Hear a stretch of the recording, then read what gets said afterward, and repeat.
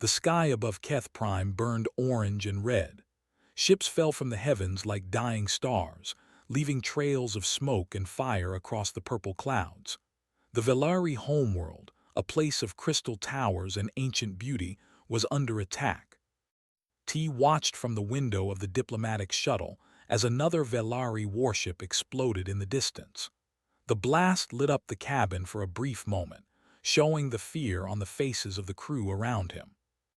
"We need to land now," said the pilot, his voice shaking. "The spaceport is gone. I am taking us to the palace grounds." T nodded but said nothing. He was not supposed to be here. He was just an escort, a hired guard for Ambassador Quan, who now lay dead in the back of the shuttle. A piece of metal from the first attack had gone through the old man's chest.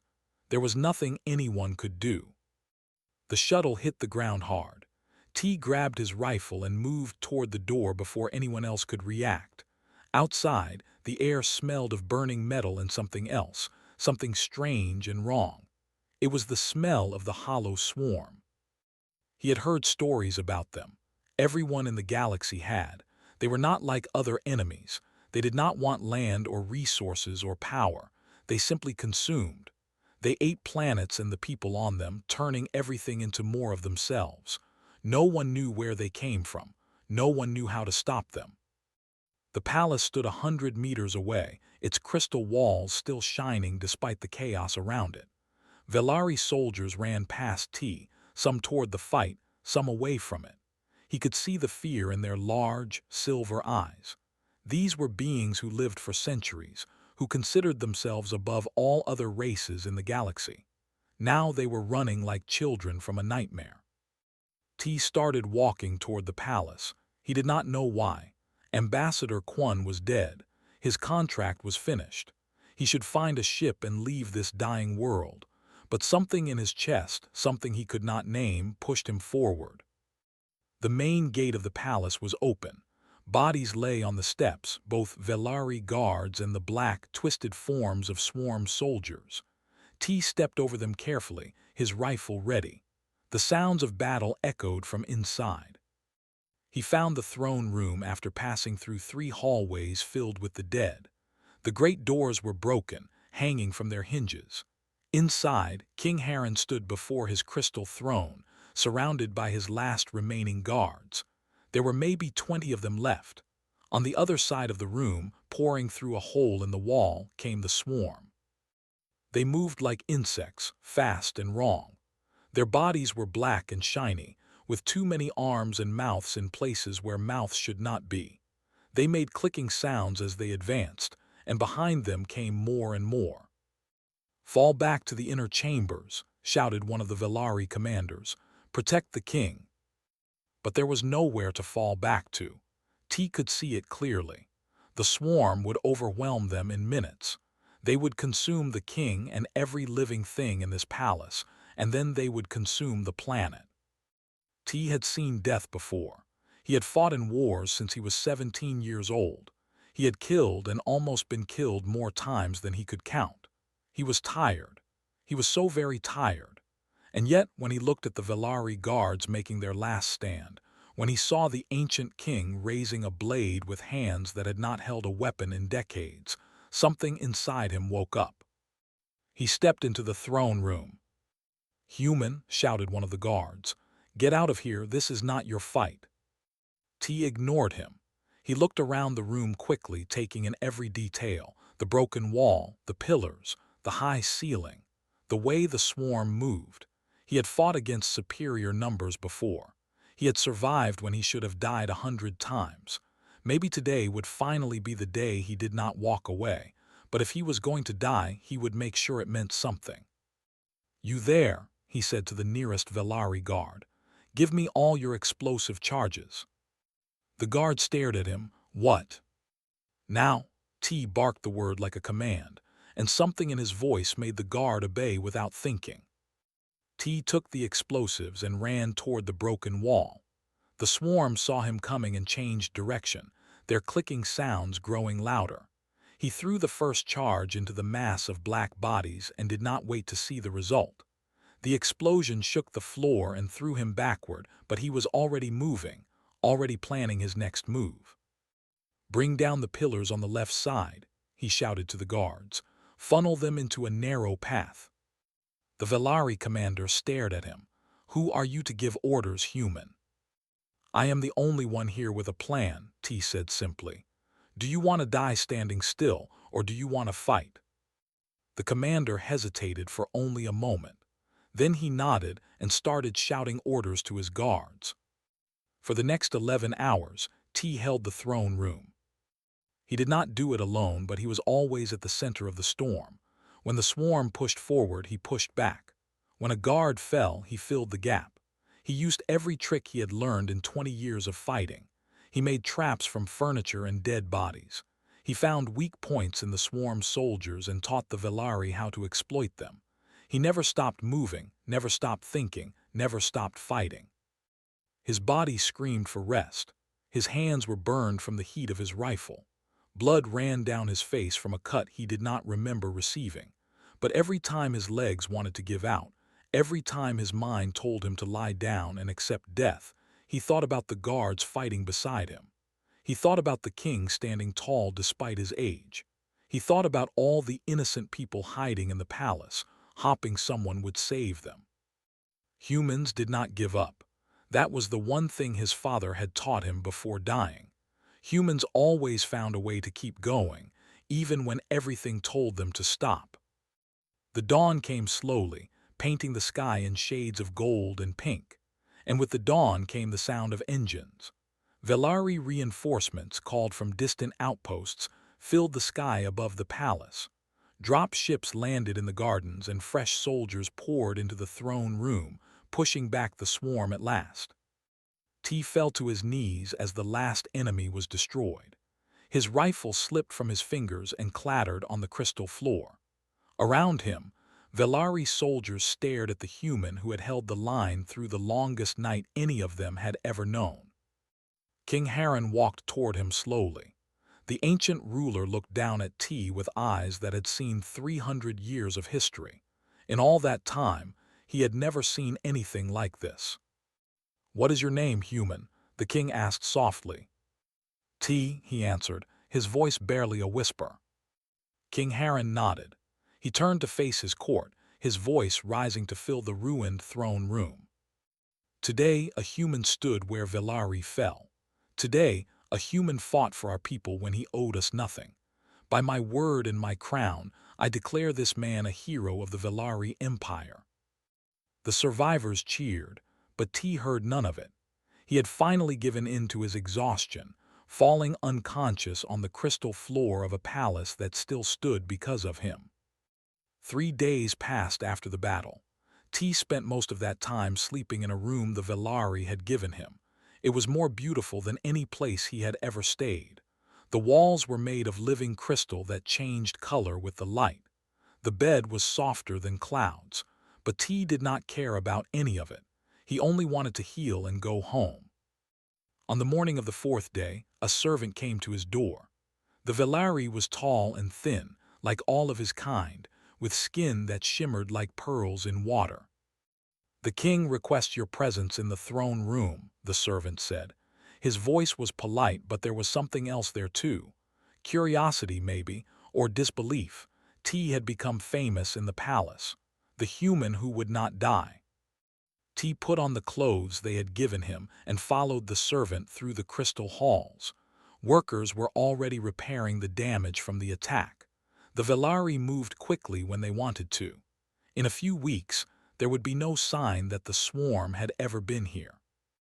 The throne room was different in the daylight. Without the blood and fire, it was truly beautiful. The ceiling rose so high that T could barely see the top. Massive pillars of purple crystal held it up, and between them stood members of the Velari court. There were hundreds of them, dressed in flowing robes of silver and gold. They all turned to look at T as he entered. He felt their eyes on him like weights. Most of them were not friendly. To them, he was still just a human, a creature that lived for less than a century, that came from a small blue planet on the edge of the galaxy. The fact that he had saved their king did not change what he was in their eyes. King Heron sat on his crystal throne at the far end of the room. He looked better than he had during the battle, but T could see the tiredness in his ancient eyes. The king had ruled for 300 years. How many attacks had he survived? How many times had he watched his people die? "Approach, hero of the Velari," the king said. T walked forward, feeling the silence of the court pressing against him. He stopped at the base of the throne and gave a small bow, not too deep. Humans did not kneel. "You have done my people a great service," King Heron continued. "A debt has been created between us and it must be paid. Tell me, T of Earth, what do you desire? Land, wealth, a fleet of ships to command, name it and it shall be yours." T looked up at the king. Around him, the court waited for his answer. He knew what they expected. Humans were supposed to be greedy, always wanting more than they deserved. They expected him to ask for riches beyond counting. "Your Majesty," T said quietly, "I want only one thing, safe passage back to Earth." Silence fell over the throne room. The nobles looked at each other in confusion. The king's silver eyes narrowed. "You refuse my generosity?" Heron asked. His voice was calm, but there was danger beneath it. "I mean no disrespect," T replied. "I did not fight for reward. I fought because it was the right thing to do. I have no need for land or wealth. I just want to go home." The whisper started immediately. T heard words like insult and ungrateful floating through the crowd. He did not care. Let them think what they wanted. He had spent his whole life being judged by people who did not understand him. But King Heron was not like the others. The ancient ruler studied T with eyes that had seen empires rise and fall. He was silent for a long moment, thinking. "You do not understand our ways, human," the king finally said. "In Velari culture, a debt must be balanced. If you refuse my gift, you leave the debt unpaid. This is not acceptable." "Then give me something small," T suggested. "A memento, a stone from your gardens, something to remember this place by." The nobles laughed. It was not a kind sound. King Heron did not laugh. Instead, a strange smile crossed his face. It was the smile of someone who had just solved a difficult puzzle. "Very well," the king said. "If you will not choose, then I will choose for you." He raised his hand and the great doors at the side of the throne room opened. A young Velari woman walked through, surrounded by guards. She was beautiful even by the standards of her people. Her skin was pale silver and her eyes burned with barely controlled anger. Her long hair, white as fresh snow, flowed behind her like water. "My youngest daughter, Yuna," the king announced. "She will be your companion, your bonded partner in the old way of our people." The throne room erupted. Nobles shouted in shock and outrage. Some laughed cruelly, but no voice was louder than Yuna's. "Father," she screamed, pushing past her guards, "you cannot be serious. You would give me to this creature, this short-lived animal." "You have challenged my authority for the last time, daughter," King Heron said coldly. "You have led protests. You have spoken against the crown. You have embarrassed our family in front of the entire court. Perhaps a year with a human will teach you respect."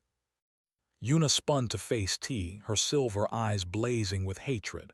"I will never accept this. Do you hear me, human? I would rather die than be bound to you." T stood very still. This was not what he wanted. He had saved these people, and now they were trying to trap him with politics and tradition. The princess clearly despised him, and the king was using them both as pieces in some larger game. But as he looked at Yuna, he saw something beyond the anger. He saw pain. He saw someone who had been fighting her whole life against rules she did not believe in. He saw himself in a way. "Your Majesty," T said slowly, "I have a counteroffer." The room went quiet again. Even Yuna stopped her protests, staring at him in surprise. "I will accept your daughter as my ward for 1 galactic year," T continued. "She will travel with me and I will ensure her safety. But this is not a marriage. This is not a bond. At the end of the year, she will have a choice. If she wishes to return home, I will bring her back with full honors. No dishonor to her or your family. King Heron leaned forward, and if she does not wish to return, then that will be her choice to make, not mine, not yours. The nobles began whispering again, but this time T heard different words. Clever, interesting. Perhaps this human is not as simple as we thought. Yuna stared at T with confusion in her eyes. She had expected him to either reject her completely or accept her like property. She had not expected him to offer her something she had never been given before. Freedom to choose. King Heron sat back on his throne and laughed. It was a real laugh, full of genuine amusement. You are bold, little human, he said. Very bold indeed. I accept your terms. 1 year, and then we shall see what my daughter decides. He waved his hand and the audience was over. Guards moved forward to escort T and Yuna out of the throne room. As they walked side by side through the crystal halls, Yuna finally spoke. Do not think this changes anything, she hissed. I still hate you. I know, T replied calmly. I will make your life miserable. Probably. And at the end of the year, I am coming back here and never looking at your ugly human face again. T glanced at her, and for just a moment a small smile crossed his face. We will see. Yuna made a sound of pure frustration and stormed ahead of him. T followed slowly, wondering what he had just gotten himself into. He had come to this planet as a simple escort. Now he was leaving with a princess who wanted to kill him and a year of trouble ahead. But somewhere deep inside, in a place he had forgotten existed, something felt right. For the first time in many years, T did not feel alone. He just hoped he would survive the year. The Endurance was not a beautiful ship. It was old, patched together from parts of a dozen different vessels, and it made strange sounds when it flew through space. But it was T's home, and he loved it like a friend. Yuna hated it immediately. This is where you live, she asked when she first stepped aboard. Her silver eyes moved over the worn metal walls, the flickering lights, the cargo boxes stacked in the corners. This is a garbage container, not a ship. The sleeping quarters are through there, T said, pointing down a narrow hallway. You can take the captain's cabin. And where will you sleep? The cargo bay. Yuna blinked. She had expected him to demand she sleep in some small, uncomfortable space while he kept the good room for himself. That was what Velari nobles did. That was what her brothers would have done. Fine, she said after a moment. At least you understand your place. T did not respond. He simply walked to the cockpit and began preparing the ship for departure. Behind him, he heard Yuna's footsteps as she went to explore her new prison. The first week was exactly as terrible as T had expected. Yuna broke the food synthesizer on the second day. She claimed it was an accident, but T saw the satisfaction in her eyes when sparks flew from the machine. He spent 6 hours fixing it while she watched and complained about being hungry. On the third day, she reprogrammed the ship's AI assistant to ignore all of T's commands. He had to manually restart every system, a process that took the entire night. On the 5th day, she accidentally opened the airlock while T was working nearby. Only his quick reflexes saved him from being sucked into the void of space. Through all of this, T did not shout. He did not threaten. He did not punish her in any way. When she broke the food synthesizer, he learned to cook meals by hand using old supplies from the cargo hold. When she sabotaged the AI, he taught himself to fly the ship the old-fashioned way. When she tried to kill him with the airlock, he simply closed it and went back to work. Why do you not fight back? Yuna demanded one evening. They were eating dinner together, sitting on opposite sides of the small kitchen table. T had made a simple stew from vegetables and protein paste. It was not fancy, but it was warm and filling. Would fighting back change anything? T asked. It would make me respect you more. T shook his head. No, It would just give you a reason to hate me more. Right now, you are angry because you were sent away from your home. You are angry because you had no choice. If I become your enemy, you will have something to focus that anger on. But I am not your enemy, Yuna. I never was. Yuna stared at him across the table. In the dim light of the kitchen, his scars were more visible than usual. She could see the burn marks on his hands, the thin white line across his jaw, the places where his skin had been torn and healed badly. "Those scars," she said quietly, "where did you get them?" "Different places, different fights. The ones on your hands, they look new." T glanced down at his burned fingers. "Those are from the siege. My rifle overheated. I kept firing anyway." Yuna fell silent. She thought about the stories she had heard from the guards who survived that night. They spoke of the human like he was something from legend, a warrior who would not fall, a man who stood against the darkness when giants ran. "Why did you fight for us?" she asked. "We are not your people. Most Velari think humans are barely better than animals. Why did you risk your life for beings who despise you?" T was quiet for a long moment.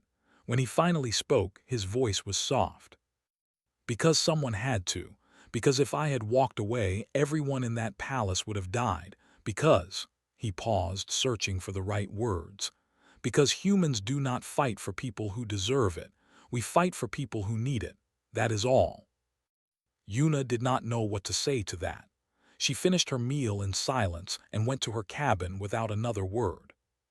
But that night, for the first time since leaving Keth Prime, she did not cry herself to sleep. The weeks passed and slowly, things began to change. Yuna started helping with small tasks around the ship. She told herself it was because she was bored, but the truth was more complicated. She found herself wanting to understand how things worked. She found herself wanting to be useful. T never asked for her help. He never expected it. But when she offered, he always accepted with a simple nod and a quiet thank you. She learned about his life in small pieces. The orphanage on Earth that he sent half his earnings to. The children there who called him Uncle T in their video messages. The nightmares that woke him up in the middle of the night, gasping for air. One night she found him sitting in the cockpit, staring out at the stars. His eyes were wet, though he wiped them quickly when he heard her approach. "Bad dream?" she asked softly. "Old memories," he replied. "They never really go away." Yuna sat down in the co-pilot's chair beside him. For a long time, neither of them spoke. They just watched the stars together, two lonely souls floating through the endless dark. "I am sorry," she said finally, "for trying to kill you with the airlock." A small smile crossed T's face. "Which time?" "There was only one time." "There were three." Yuna felt her cheeks grow warm with embarrassment. "Well, I am sorry for all of them." T nodded. "I forgive you." The peace lasted for another 2 weeks. Then the pirates came. They attacked without warning, their ship dropping out of hyperspace directly in front of the Endurance. Alarms screamed through the vessel as weapons fire struck the shields. "Get to the safe room," T shouted, running toward the weapons locker. "No," Yuna shouted back. She grabbed his arm and forced him to look at her. "I am not some helpless noble who needs protection. I led an underground movement. I have fought before. Let me fight now." T looked into her silver eyes and saw no fear there, only determination. He opened the weapons locker and pulled out a plasma rifle. He checked the charge, adjusted the settings, and handed it to her. "Cover the left corridor," he said. "Do not let anyone through." Yuna took the rifle. For a moment their fingers touched and something passed between them, something that had no name yet. "Do not die," she said. I was going to say the same thing. The pirates boarded through an emergency hatch on the lower deck. There were 8 of them, rough men and aliens from the outer systems who made their living by taking from others. They expected an easy target. They found something very different. Yuna moved like water, flowing from cover to cover as she fired at the attackers. T fought like a storm, never staying still, always striking from unexpected angles. Together, they were something neither had ever been alone. When the last pirate fell, the corridor was quiet except for the sound of their breathing. Yuna looked at T, and T looked at Yuna, and they both began to laugh. It was not the laugh of joy or victory. It was the laugh of two people who had finally found someone who understood them. Someone who saw them not as what they were supposed to be, but as who they truly were. Yuna was not a princess in that moment. T was not a human. They were just two warriors who had faced death together and won. That night, for the first time, they did not sleep in separate rooms. They sat together in the cockpit, talking until the stars began to fade. Yuna told him about her dreams for her people. T told her about the family he had lost. And somewhere in the space between their words, something new began to grow, something that scared them both, something that felt like hope. The months on the Endurance changed them both in ways neither expected. Yuna stopped seeing the ship as a prison. It became something else, something she had never known before. A home. A place where no one judged her for being born royal or expected her to act a certain way. With T, she could simply be herself. They developed routines. T would cook breakfast while Yuna checked the ship systems. They would eat together, talking about everything and nothing. In the afternoons, he taught her how to repair engines and navigate by star charts. In the evenings, she taught him about Velari history and culture. One night, as they drifted through a quiet sector of space, Yuna finally told him everything. "I did not rebel against my father because I hated him," she said. They were sitting in the cargo bay, which T had turned into a living space with blankets and cushions. A small heater glowed in the corner, making the metal room feel almost warm. "Then why?" T asked. Yuna stared at her hands. "Do you know how Velari society works? We have classes, the royals at the top, then the nobles, then the merchants, and at the bottom, the workers. Millions and millions of people who exist only to serve those above them." "Every society has hierarchy," T said carefully. "Yes, but ours is different. In the Velari Empire, a worker cannot become a merchant. A merchant cannot become a noble. You are born into your place and you die in your place. There is no hope, no chance to rise, and the punishments," she shuddered. "I saw a worker executed once.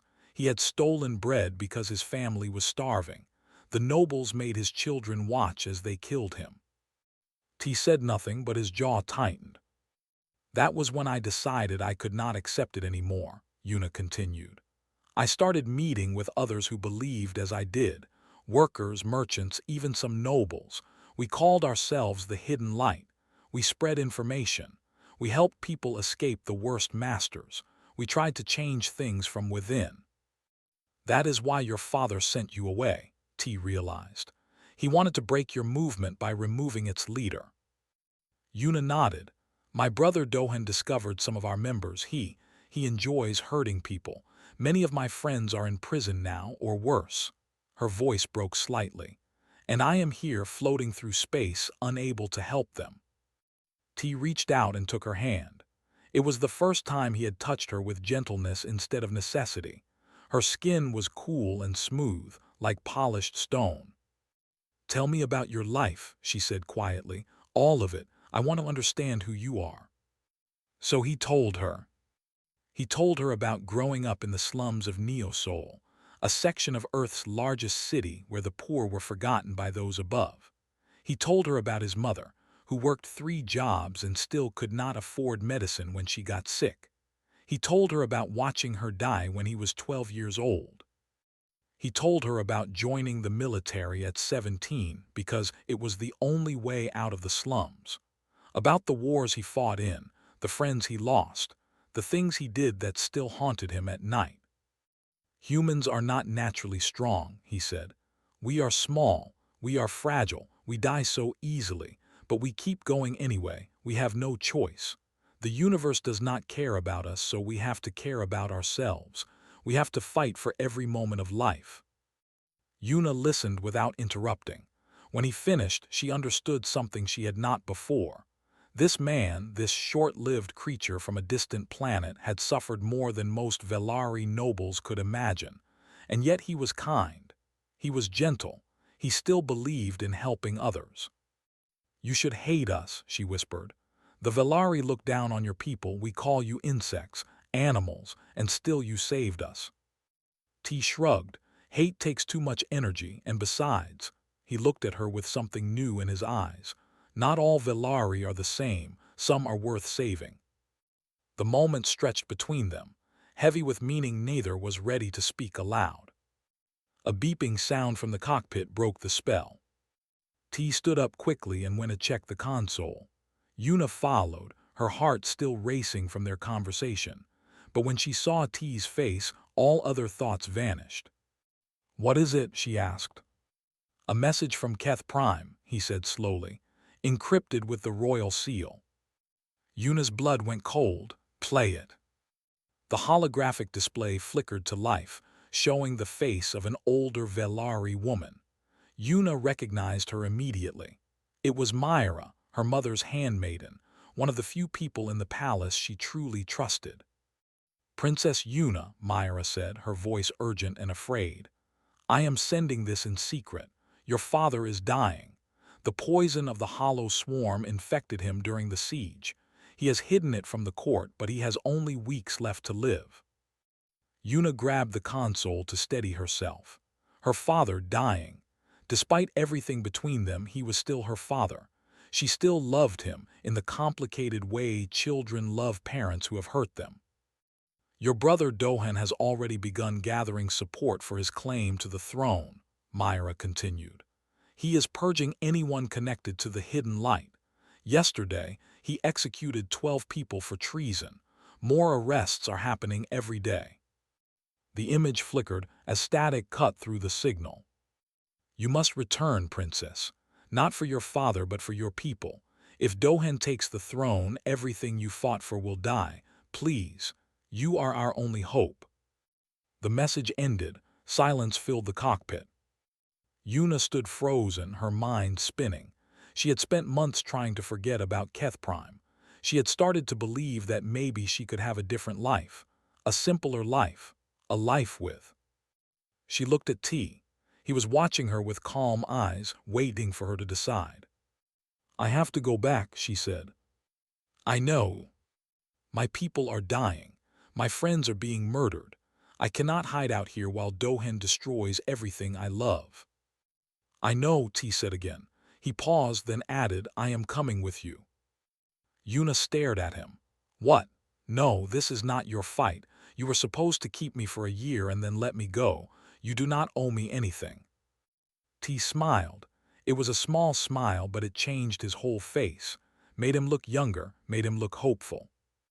"You are right," he said. "I do not owe you anything, but somewhere along the way you stopped being an obligation and became something else. A friend, a partner, someone I—" He stopped, struggling with words he had never said before. "Someone I want to protect, not because you are weak, but because your cause is right, because you are fighting for people who cannot fight for themselves. That is something worth dying for." Yuna felt tears forming in her eyes. No one had ever said anything like that to her. No one had ever seen her that way. "You could die," she said. "Dohan is dangerous. The court is dangerous. Earth is so far from Keth Prime. If something happens to you, no one will even know." T walked toward her and gently took both her hands in his. "Then we will not let anything happen," he said. "We will face this together, the way we faced the pirates, the way we face everything now." Yuna wanted to argue more. She wanted to protect him the way he always protected her. But looking into his eyes, she saw something that stopped her words. She saw love, real love, the kind that did not ask for anything in return. And she realized, with a shock that went through her whole body, that she felt the same way. "Together," she whispered. "Together," he agreed. He pulled her close, and for a moment they stood there, holding each other in the dim light of the cockpit.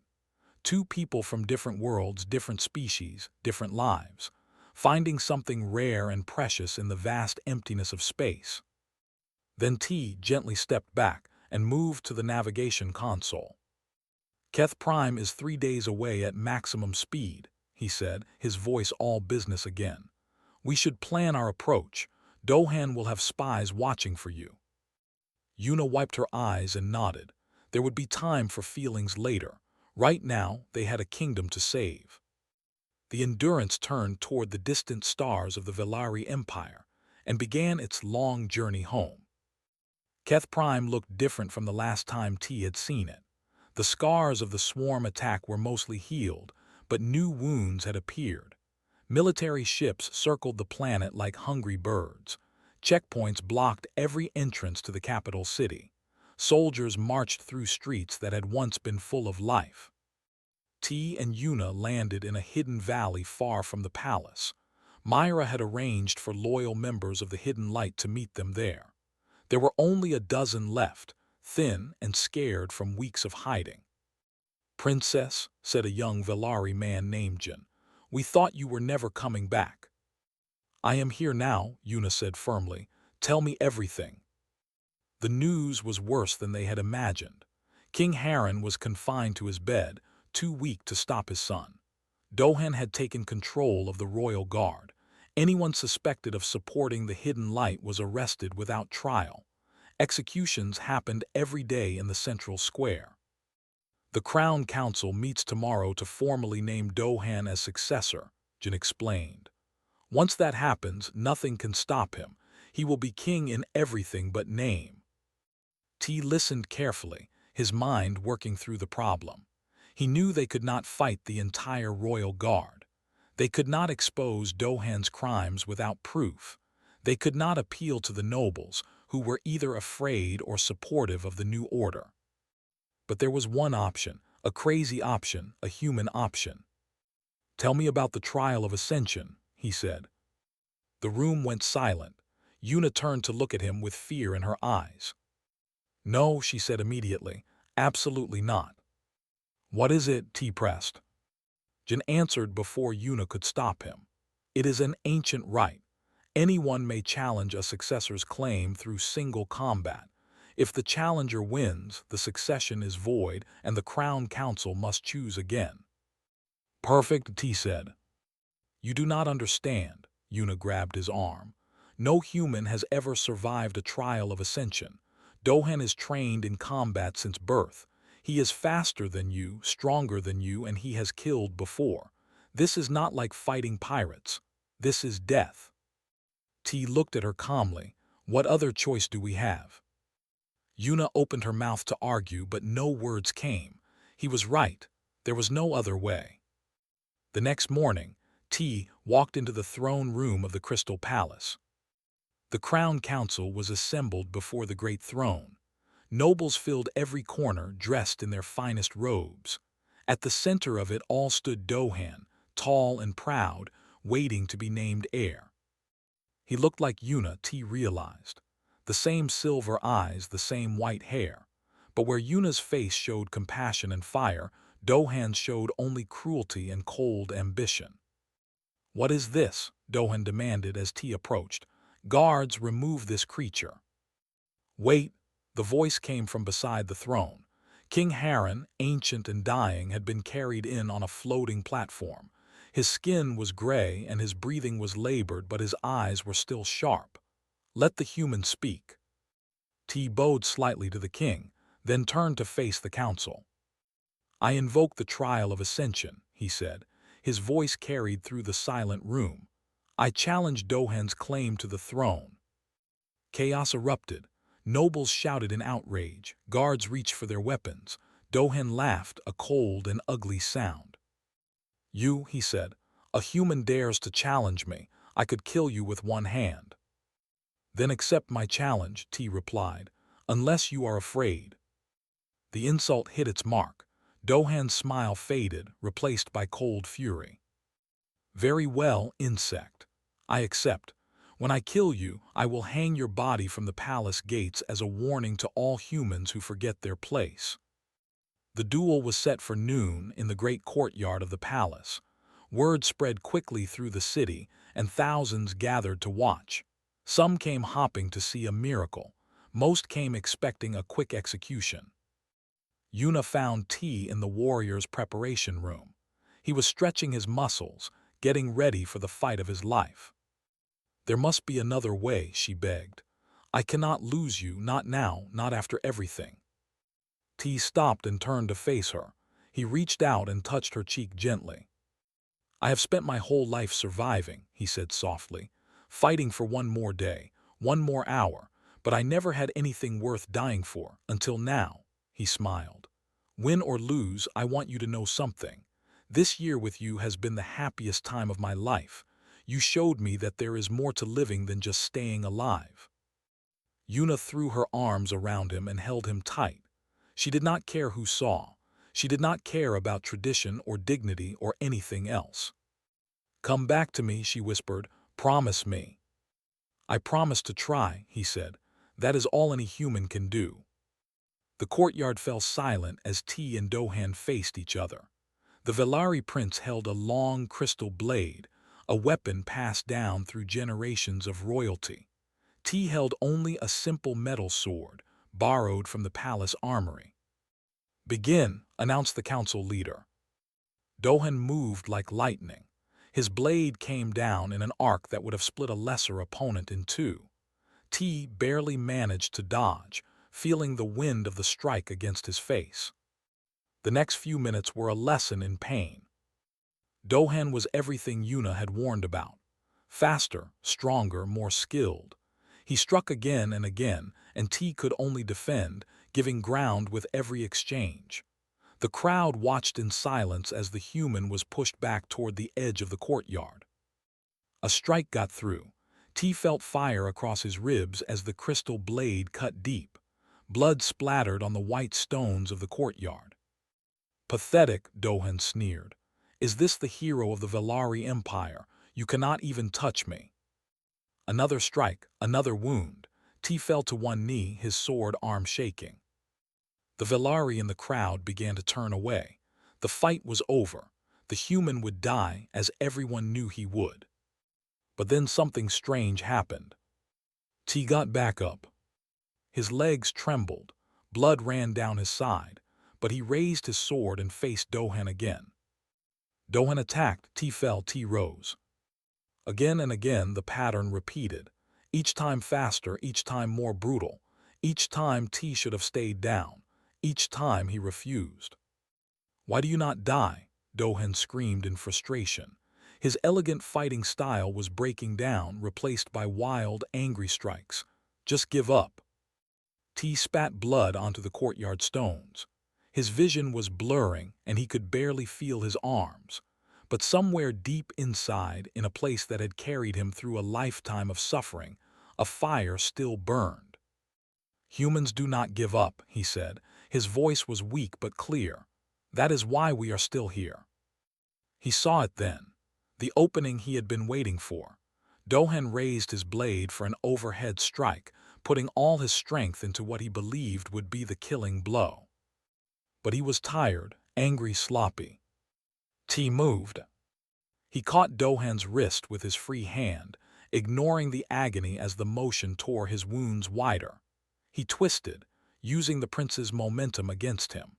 The crystal blade flew from Dohan's grip and clattered across the stones. Before anyone could react, T had the blade at Dohan's throat. The courtyard was completely silent. "Yield," T said softly. Dohan's silver eyes were wide with terror. He had never lost. He had never imagined he could lose. And now a human, a creature he considered less than an animal, held his life in bloody hands. "I yield," Dohan whispered. The words echoed through the courtyard, and then, slowly, a sound began to rise. It started with the workers gathered at the edges, then the merchants, then even some of the nobles. Cheering, shouting, crying out in joy and disbelief. T lowered the blade. His legs finally gave out and he collapsed onto the courtyard stones. But before darkness took him, he heard one last voice. King Haran, speaking with the last of his strength. The challenge is complete, the succession is void. A pause heavy with meaning. My daughter Yuna will take the throne. She has shown wisdom in choosing her champion. She has earned this right. T smiled as unconsciousness claimed him. He had kept his promise. He had tried. And somehow, impossibly, he had won. He woke up 3 days later in a room of crystal and light. Yuna sat beside his bed, her hand wrapped around his. "You are an idiot," she said. Tears streamed down her silver cheeks, but she was smiling. "The bravest, most stubborn idiot in the galaxy." "Did I miss the coronation?" he asked weakly. "I delayed it. I wanted you to be there." She squeezed his hand. "I want you beside me, T, not as a champion, not as a ward, as my partner, my equal, for as long as we have." T looked at this princess, this queen, who had once hated him more than anything, who had tried to kill him multiple times, who had somehow become the most important person in his universe. "I would like that," he said. And for the first time in his life, T of Earth felt like he was exactly where he belonged. Years later, the Velari Empire was transformed. The caste system was abolished. Humans and Velari worked side by side. And in the palace gardens, among crystal flowers that sang in the wind, two figures sat together watching the sunset. "Do you ever regret staying?" Yuna asked softly. T looked at her, then at the children playing nearby. Their children, half human, half Velari, with silver eyes and warm smiles. "You were never a gift, Yuna," he said. "You were a choice, and I would make it again, every time, forever." She leaned against him, and he held her close. Two souls from different stars. Together at last.